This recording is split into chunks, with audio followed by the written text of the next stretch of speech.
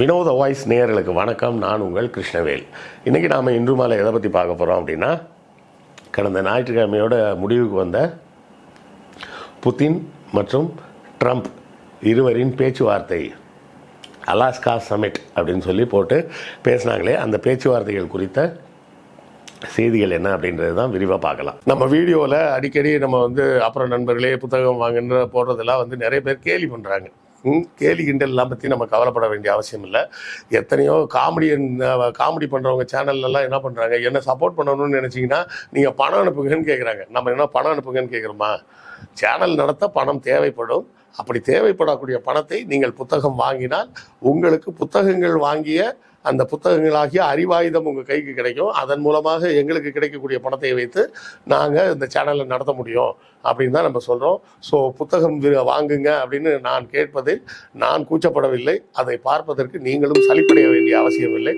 புத்தகம் வாங்க முடியாதவர்கள் லைக் போட்டாலும் சப்போர்ட்டு தான், ஷேர் பண்ணாலும் சப்போர்ட்டு தான், சப்ஸ்கிரைப் பண்ணாலும் சப்போர்ட்டு தான், ஏன் கமெண்ட் போட்டிங்கன்னா கூட சப்போர்ட்டு தான். ஸோ ஏதாவது ஒரு வகையில் உங்கள் ஆதரவை நம்ம சேனலுக்கு கொடுத்துக்கிட்டே இருங்க. அலாஸ்கா சமிட் அப்படின்னு ஒரு கூட்டத்தை உருவாக்கி புதின் அமெரிக்காவுக்கு வரவழைக்கப்பட்டு ட்ரம்ப்பும் புதினும் சந்திக்கிறார்கள். புதினுக்கு மிகப்பெரிய வரவேற்பெல்லாம் கொடுக்கப்படுகிறது. ரெட் கார்பெட் எல்லாம் போட்டு அமெரிக்க வீரர்கள் அணிவகுக்க, அப்புறம் அமெரிக்க விமானப்படைகளின் அணிவகுப்பெல்லாம் நடத்தி பெரிய ஷோலாம் பண்ணி அப்படியே பெருசாக ஒரு கிராண்டு என்ட்ரி, அதாவது உலகத்தின் 2 பெரிய தலைகள் சந்தித்து கொண்டது அப்படின்னு சொல்லலாமா. இருக்கிறதுல பயங்கர பவர்ஃபுல்லான நாடாகிய ரஷ்யா, இன்னொரு பவர்ஃபுல்லான நாடாகிய அமெரிக்கா, 2 தலைவர்களின் நாட்டின் பெரிய தலைகள் 2 பேரும் சேர்ந்து சந்தித்து சுமார் 3 மணி நேரத்திற்கு மேல் பேச்சுவார்த்தைகள்லாம் நடத்தி, அதன் பிறகு ஒரு 15 நிமிடம் அவர்கள் ப்ரெஸ்ஸெல்லாம் சந்தித்து பேசி அப்படியே ஒரு பெரிய கிராண்ட் விஷயமாக நடந்தது. எதை குறித்து? உக்ரைனில் போர் நிறுத்தம் வர வேண்டும் அப்படிங்கிறத குறித்து பேச்சுவார்த்தைகள்லாம் நடந்தது. பேச்சுவார்த்தைகள் முடிந்த பிறகு அமெரிக்க அதிபர் ஒரு பேட்டி கொடுக்குறார். என்ன பேட்டி? இந்த பேச்சுவார்த்தை மிகவும் திருப்தி அளிக்கிறது. இதுக்கு ஸ்கோர் போடுறதா இருந்தால் 10க்கு 10 ஸ்கோர் கொடுக்கலாம். அந்த அளவுக்கு வெற்றிகரமாக இந்த பேச்சுவார்த்தை நடந்தது அப்படின்னார். சரி, 10க்கு 10 கொடுக்குற அளவுக்கு அப்படி என்ன பேச்சுவார்த்தையில் முடிவுக்கு வந்தாங்க அப்படின்னு கேட்டால் ஒரு முடிவுக்கும் வரலையாம். சரியா, ஒரு முடிவுக்குமே வராமல் அப்புறம் என்னையா 10க்கு 10 மார்க் கொடுக்குற அளவுக்கு பேச்சுவார்த்தை நடத்துனீங்க அப்படின்னு கேட்டு சிரிப்பு தான் வருது. வேறு என்ன சொல்ல முடியும்? வேறு ஒன்றும் சொல்ல முடியாது. 10க்கு 10 மார்க் கொடுக்குற அளவுக்கு என்ன பேச்சுவார்த்தை நடத்துனீங்கன்னா, பேச்சுவார்த்தைக்கு முடிவுக்கு வந்தீங்கன்னா ஒன்றுக்குமே வரல. சரி, அப்போ இந்த போர் நிறுத்தத்தை பற்றி என்ன செய்கிறது அப்படின்னு கேட்டதுக்கு, அது ஜெலன்ஸ்கி தான் முடிவு பண்ணணும். அவர் தான் ரஷ்யா கூட பேச்சுவார்த்தை நடத்தி ஒரு டீலுக்கு வரணும். அந்த டீலை ஜெலன்ஸ்கி தான் நடத்தணும்னா அப்புறம் ட்ரம்ப் எதுக்கு? ட்ரம்ப் ஆரம்பத்துலேருந்து வந்ததுலேருந்து எப்போவும் என்ன சொல்கிறது, I am a deal maker. நான் தான் இந்த நாட்டுக்கும் அந்த நாட்டுக்கும் டீல் பண்ணி விட்டேன், இவங்களுக்கும் அவங்களுக்கும் நான் தான் டீலை முடிச்சு விட்டேன். இது என்ன, ஈரானும் இஸ்ரேலுக்கும் நான் தான் பேசி சண்டை போடாதீங்க போங்கன்னு சொன்னேன். இஸ்ரேலும் ஹமாஸையும் கூப்பிட்டு நீங்கள் இனிமேல் சண்டை போடாதீங்க போங்கன்னு நான் தான் சொன்னேன். இந்தியாவுக்கும் பாகிஸ்தானுக்கும் சண்டை வந்தப்போ சண்டை போடாதீங்க போங்கன்னு நான் தான் சொன்னேன் அப்படின்னு எல்லா இடத்துலையும் நான் தான் டீல் மேக்கர்னு அவர் கதை விட்டுக்கிட்டு இருந்தார். இங்கே ரஷ்யாவுக்கும் என்னென்னா, இதில் நான் பேசுறதுக்கு ஒன்றும் இல்லைங்க, ஜெலன்ஸ்கி தான் ரஷ்யாட்ட பேசி டீலை முடிக்கணும் அப்படின்ட்டார். இப்போ அவங்க 2 பேரும் பேசி டீலை முடிக்கணும்னா இவர் எதுக்கு அவரை கூப்பிட்டு பேசணும்? சரியா? ஸோ ஆனால் ஒரு விஷயம் நடந்திருக்கு. ட்ரம்ப்பிடம் பேசும்போது இந்தியாவுக்கு கொடுத்த டேரிஃப் கொஞ்சம் தப்பு தான் அப்படின்னு புதின் சொல்லியிருக்கிறாரு. சரி, நான் கன்சிடர் பண்ணுறேன் அப்படின்ற மாதிரி ட்ரம்ப்பும் சொல்லிட்டு போயிட்டார் அப்படின்றதும் ஒரு செய்தி இருக்குது. இதெல்லாம் தாண்டி பார்த்தீங்கன்னா 2 பேரும் மாற்றி உருட்டியிருக்காங்க. என்ன உருட்டுறது? நான் உன்னை புகழ, நீ என்ன பதிலுக்கு புகழ அப்படின்னு சொல்லி புட்டின் ஒரு பக்கம் ட்ரம்ப்பை புகழ, ட்ரம்ப் ஒரு பக்கம் புட்டினை புகழ அப்படின்னு புகழ்ந்து தள்ளியிருக்கிறாங்க.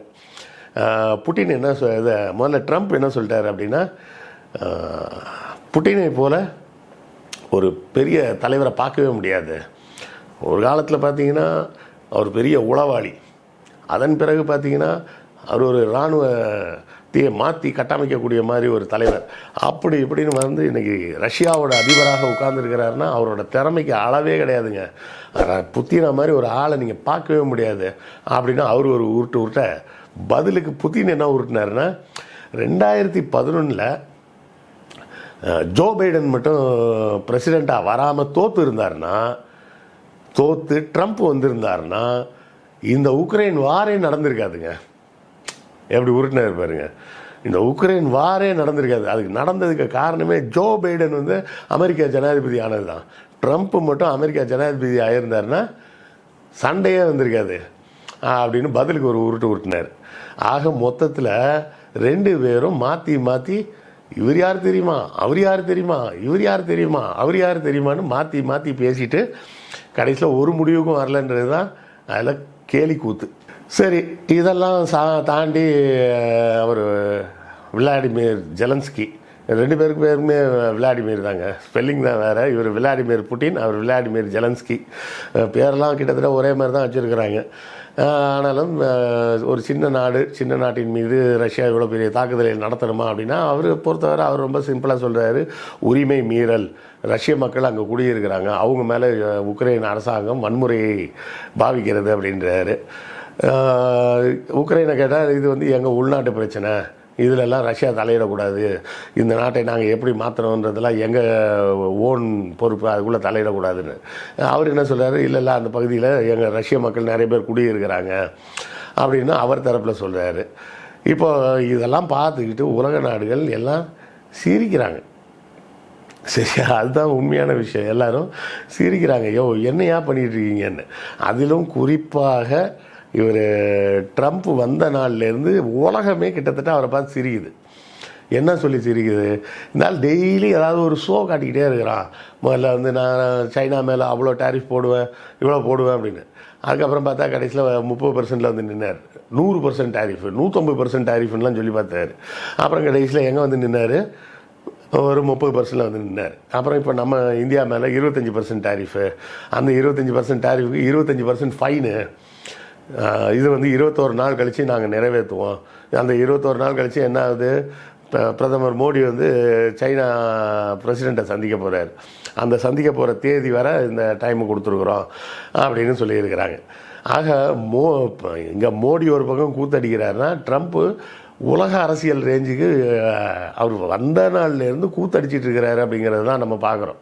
அதிலும் குறிப்பாக பார்த்தோம்னா இந்த உக்ரைன் விஷயத்தில் தேவையில்லாமல் இவர் வந்து உள்ளே போய் பேசுறது, அந்த ஒரு ஜெலன்ஸ்கியை கூப்பிட்டு வந்து உட்கார வச்சு, இங்கே பாரு நீ சண்டையை முதல்ல நிப்பாட்டு, உன்னால தான் இந்த சண்டையே வந்துச்சு, நீ ஆரம்பிக்கலாம் இந்த சண்டையே வந்திருக்குமா, உன்னை நேட்டோவிலலாம் சேர்த்துக்க முடியாது, நீ நேட்டோவில் சேர போகிறேன்னு கேட்டதுனால தான் சண்டையே வந்தது அப்படின்னு நீ ஒத்துக்கோன்னு ப்ரெஸ்ஸு முன்னாடி வச்சுலாம் மிரட்டினார். அது ஜெலன்ஸ்கின்றதுனால மிரட்டிட்டார். மோடி வந்தப்போ என்ன சொல்கிறார், அங்கேயும் நக்கல் அடிச்சிட்டு இருந்தார்.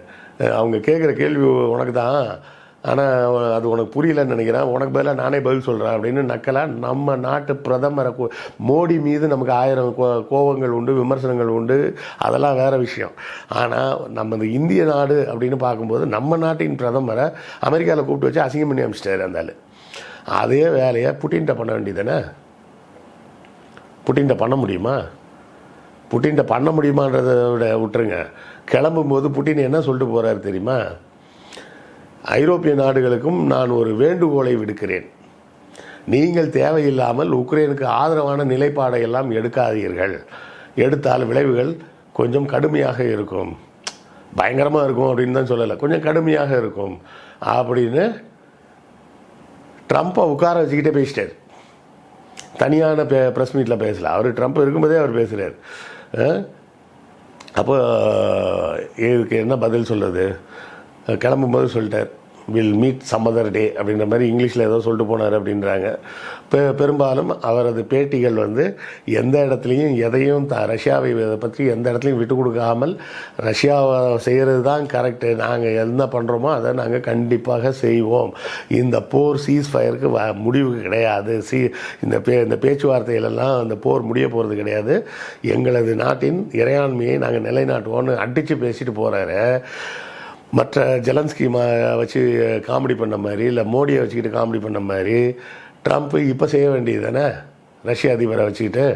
நான் சொல்கிறேன், என்னப்பா நான் சொன்னல போகிற நிப்பாட்டிடுவல்ல அப்படின்னு ப்ரெஸ்ஸுக்கு முன்னாடி வச்சு கேட்க வேண்டியது தானே. அப்போ ட்ரம்ப்பு வந்து காமெடி பண்ணாலும் யாரை வச்சு பண்ணணும், யாரை வச்சு பண்ண முடியாதுன்றதை தெரிஞ்சு வச்சுருக்கிறாரு அப்படிங்கிறத உலக நாடுகள் புரிந்து கொள்ள வேண்டும்.